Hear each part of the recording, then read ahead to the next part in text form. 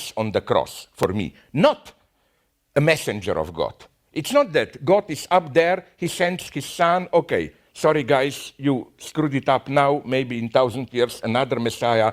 As Hegel says, what dies on the cross is God of beyond himself. It's precisely God as that transcendent power which somehow secretly pulls the strings. This is, I think, the secret of Christianity, that precisely God no longer can be conceived as, we are in shit, we don't know what's going on, but we can be assured that there is nonetheless an old guy up there who secretly pulls the strings and so on and so on. This God abdicates. I think that something tremendous happens in Christianity, because remember, after the death of Christ, we don't get back to the Father.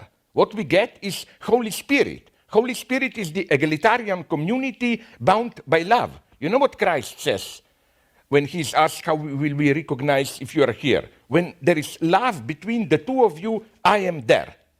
It's just the immanence of an emancipatory collective. This was the deepest insight of even good conservative theologians, like Paul Claudel, definitely not a communist, no, said something very profound. He said the deepest lesson of Christianity is not we can trust God, but God can't do anything without us. God has to trust us. So for me, again, this is a tremendously important message of freedom. Again, as my beloved Chesterton said, it's not... Chesterton said, in all other religions you have atheists, people who don't believe in God. But Chesterton's reading of those famous Eli, Eli, lama sabachthani, Father, why have you forsaken me, is that only in Christianity, and for him this is crucial, God himself becomes for a moment an atheist. And this is so tremendously important for me. I think far from this fashionable idea that the Christian era, all that Aquarius bullshit is over and we are entering a new era. Yes, we are, but I don't like this new era. It's neo-paganism and so on. I claim that today precisely we should stick to this tremendous, explosive impact. We are still not ready to confront it of what Christianity is truly telling us, which is why I like to say paradoxically that to be an atheist, but don't be afraid, not in the Richard Dawkins, Christopher Hitchens sense, but this authentic atheism in the sense of experiencing the radical absence of any transcendent guarantee. And in this sense, for me, Stalinist communists or some Darwinists are not atheists. They always have some higher figure of necessity and so on. You have to go through Christianity. My formula is not just that I try to give some atheist reading of Christianity, how God is really man, that's bullshit, but that only through the Christian experience can you reach the abyss of what I call atheism, for me, which is something, again, much more radical than all the bullshit of Richard Dawkins and so on. My problem with them is that, of course, in some stupid sense, it's true what they are saying. We are probably the result of evolution and so on and so on. But it simply absolutely doesn't work, as there is absolutely no insight for me in Dawkins and so on of how a religion effectively works. It's a whole dimension is missing that they're even, I claim, mostly totally wrong about the status of belief. Belief is for me something very mysterious. Like, do we really believe? How do we believe? I claim that in contrast to those conservative critics who claim we are entering an era of disbelief, a godless world, hedonist, and so on, I disagree totally. First, we don't live in an era of hedonism. We live in an era of strictly controlled, regulated hedonism.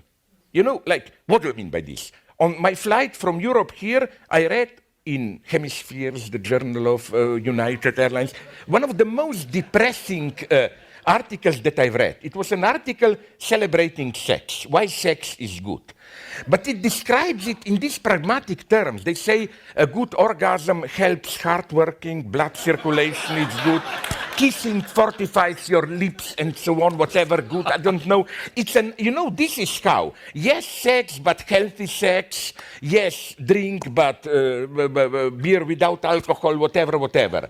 The only true hedonists today are those who take drugs and especially, for some strange reason, those who smoke. And which is why, to avoid a misunderstanding, I don't smoke. And I agree, we should screw the companies. But nonetheless, there is something deeply symptomatic in how we, in this obsession with the danger of smoking. Like, I had a wonderful experience in Chicago half a year ago. In front of a hotel, I was waiting for a friend to pick me up, and there was a distinguished old black gentleman there smoking. And he told me, of course, with a little bit of irony, but nonetheless, there was a bitter truth in it. He told me that he's from the South, and when he was very young, he still remembers racism, how he was oppressed at black. And then he said, but it's not as bad as now being oppressed for smoking, Because just think about in Hollywood, who is smoking today? Mostly terrorists who are afraid to blow themselves up and so on and so on. This is the truth of our hedonism. As to belief, it's not true. We believe more than ever. We just invented something absolutely breathtaking. That beliefs, in order to function, to operate, don't have to be first-person beliefs. You can literally believe through others. You know the formula of parents, like we are atheists, but not to disappoint our children, we pretend to believe, the Santa Claus story, You ask a parent, do you believe in Santa Claus? Yet, are you stupid? Of course not. I buy the presents, but I pretend it for my children. Then you ask the children, do you believe? They said, no, we pretended not to disappoint our parents and together. Like, what's my point here? You have a belief which is nobody's belief. No one believes in the first person, but it fully functions as a social belief. Here, and now I will stop, I will not go the full Fidel Castro way of talking for 7 hours. Here, you did a mega contribution. By you, I mean United States, especially you here, Hollywood. Your greatest contribution to 20th century world culture, I would claim, is, sorry, my old joke, canned laughter, Are you aware what a strange phenomenon this is? You return in the evening home.